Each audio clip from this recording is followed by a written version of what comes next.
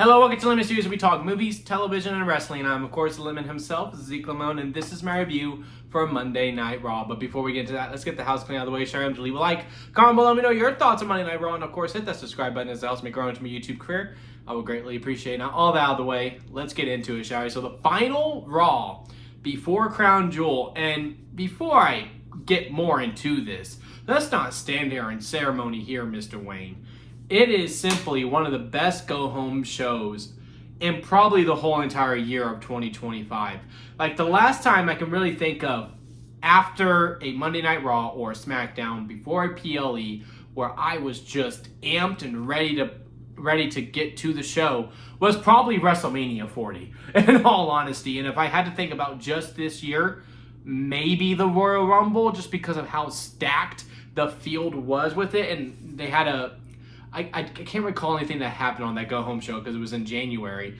But, still, that was probably the last one within this year anyway, which was at the very beginning of this said year.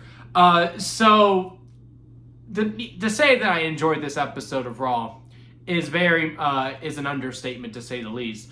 First and foremost, they have tag team titles. It was something that Finn Balor and JD McDonough were like, hey, AJ, we heard you and Dragon Lee want to go after our tag team titles, which they did, kinda, last week before they faced the Americanos.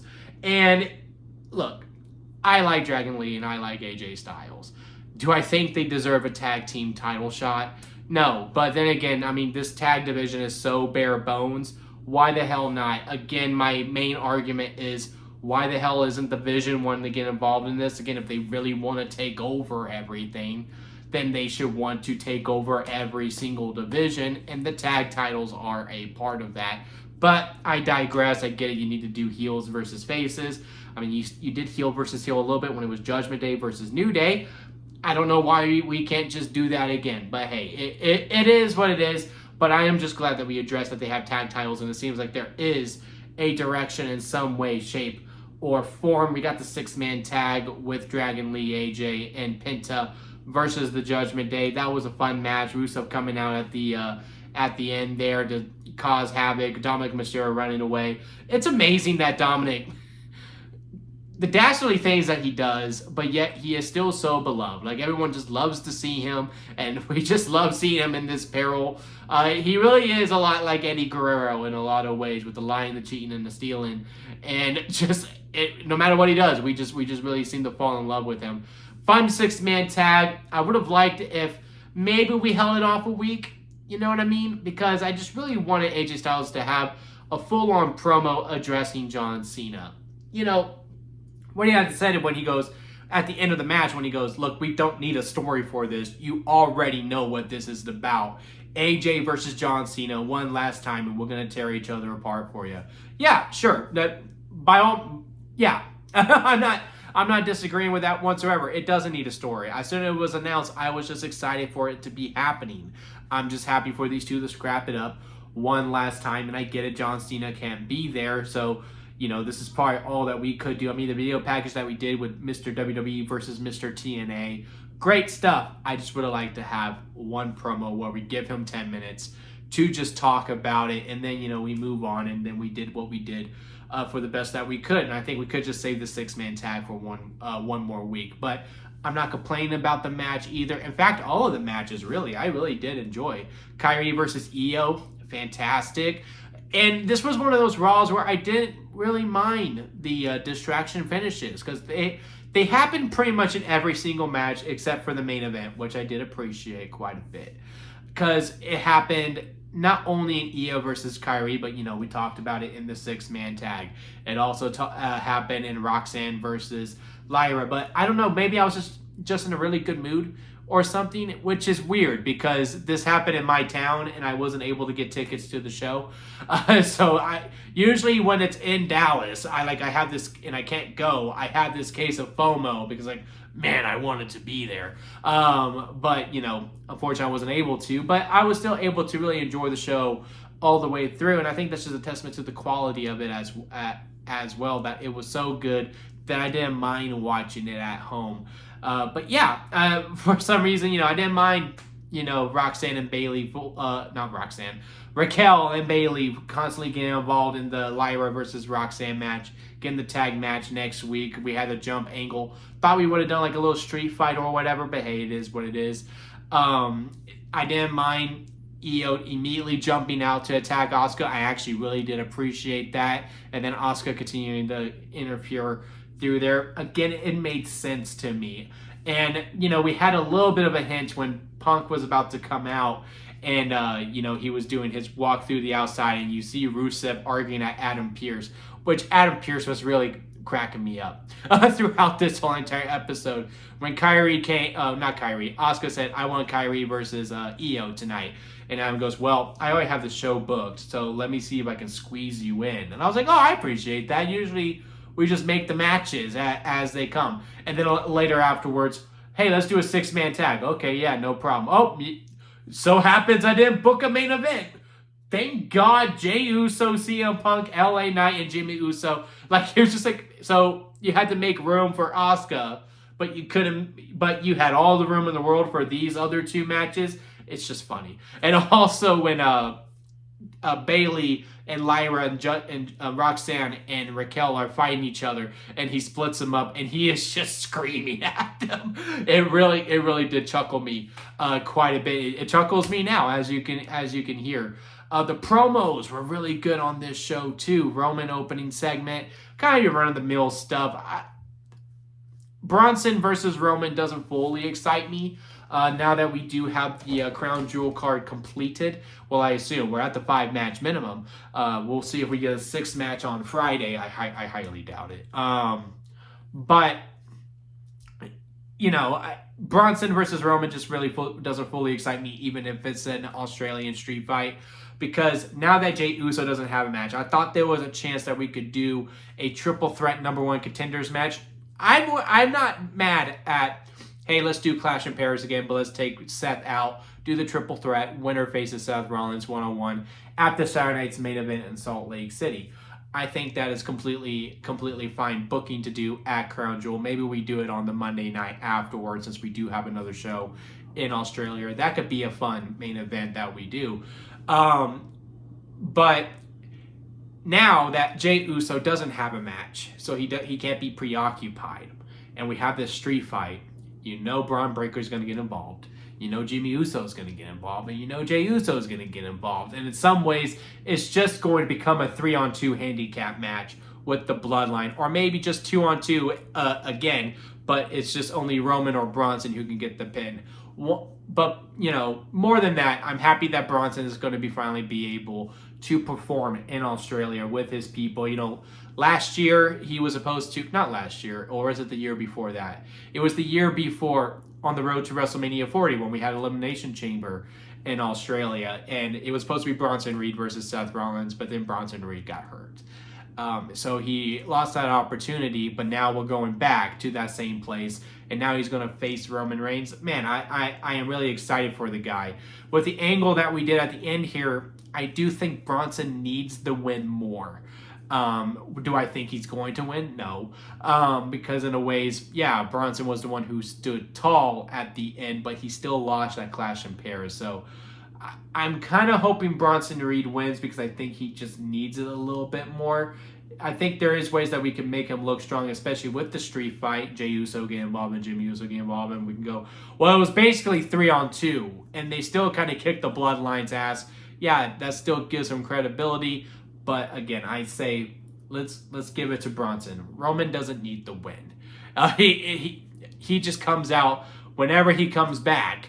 Or if he is going to be around for a little bit, since, we have Survivor Series, maybe he takes like a couple weeks off, but as soon as he's back, he's over again. Like, Roman is just at that level. Let's do it. Let's take a chance and see what we can do with Bronson Reed and giving him this really big win, especially with whatever direction is that we're going with the vision. Because after that amazing segment between Seth Rollins and Paul Heyman, what happens if I lose? You're not going to lose, though. But what happens if I lose? But Seth, you're not going to lose. Paul, please be real with me. What happens if I lose? You lose the locker room. Bronson and Braun Breaker won't respect you anymore. But what about you, Paul? Listen, no, what about you? I will have to question why I chose you over Roman Reigns. Woo! So good. So good. I absolutely love everything that we've done into this men's crown jewel match.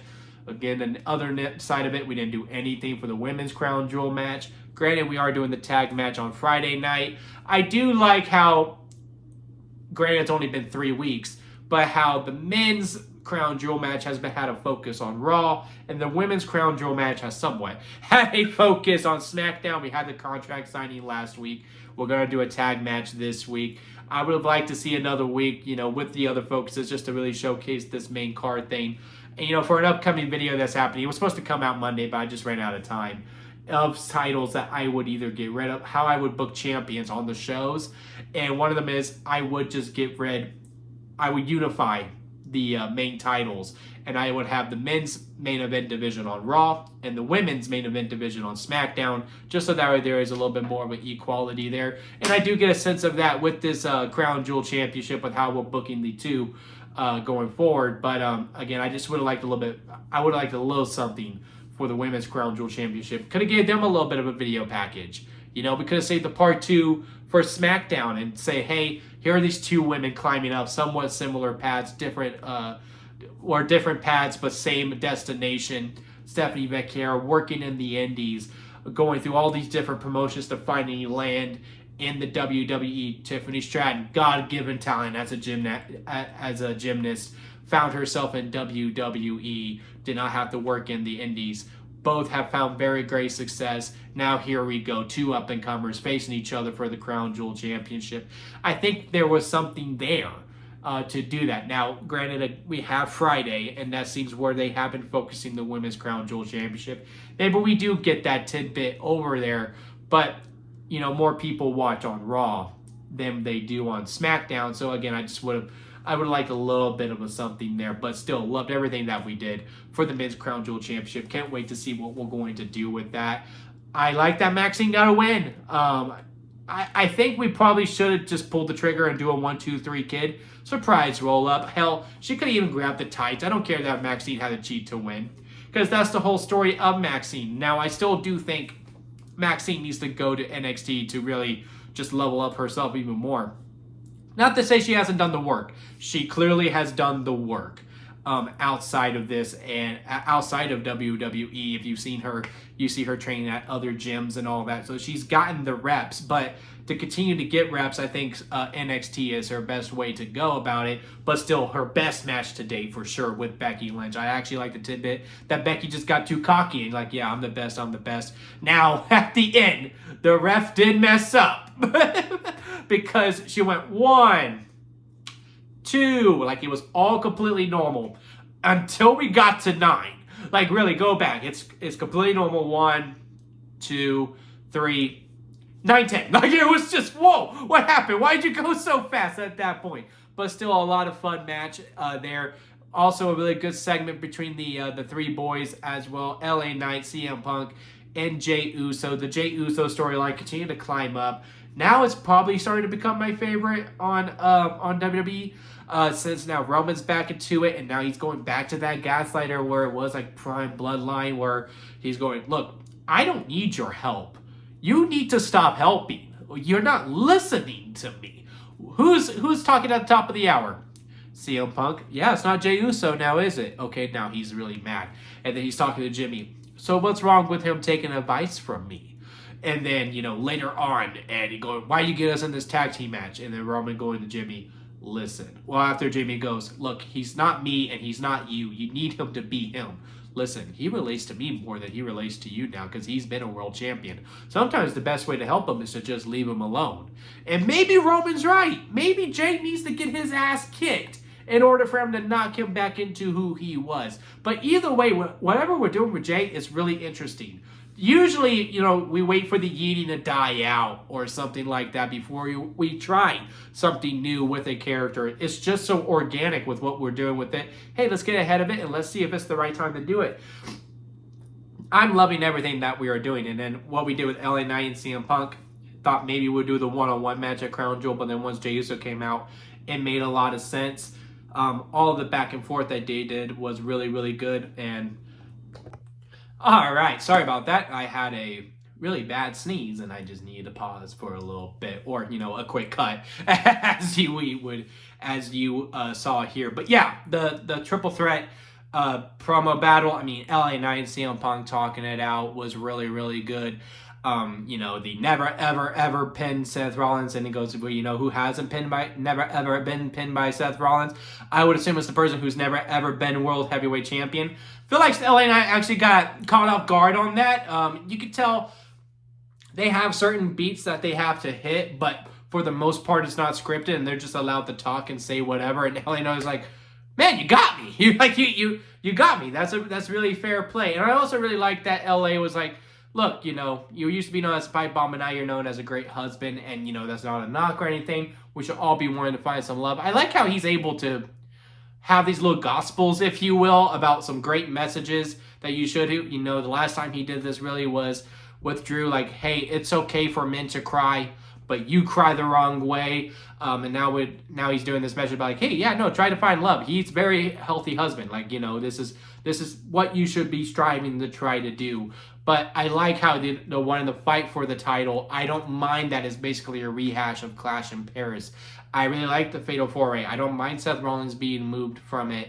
Again, let's get to this triple threat match sooner rather than later. So if we can't do it at Crown Jewel, fine. Let's do it as the main event for Monday Night Raw. I guess number one contenders matches are more fitting for Monday nights as they are for a PLE, but I think with those three names, it fits for that. And, with that triple threat, you could do a lot of different things with it, because at a Saturday Night's main event, do you really do Punk versus Rollins at a Saturday Night's main event? Maybe not. And you would assume maybe all of them are involved in War Games. So yeah, you could do LA Knight versus Seth Rollins again at Saturday Night's main event properly this time with an actual winner and loser, and you don't need to do this fake injury angle that we did for SummerSlam. Or you could do Jey Uso versus Seth Rollins, where again we continue this little tweaks of, like, is the pressure too much for him? Is the proper one-on-one Roman's actually there this time to actually watch over, to try to make him proud? Does he make or break under the pressure? Again, there's not a rush to get back to CM Punk, but that should be the ending, is that CM Punk does pin Seth Rollins. So yeah, again, WWE for the most part just getting back to that feeling. We need to work on a little bit on SmackDown, but even on SmackDown, too, we have Carmelo Hayes and Miz finally pulling the trigger. Aleister Black and Damian Priest is captivating, getting to that climactic point. Randy Orton's still looking at Cody Rhodes' title. Maybe Drew gets back involved with Cody. We got Drew and Jacob Fatu. We're seeing what he can do. We got the U.S. title open scene. We're just really starting to restore that feeling where we're starting to focus on stories a lot more.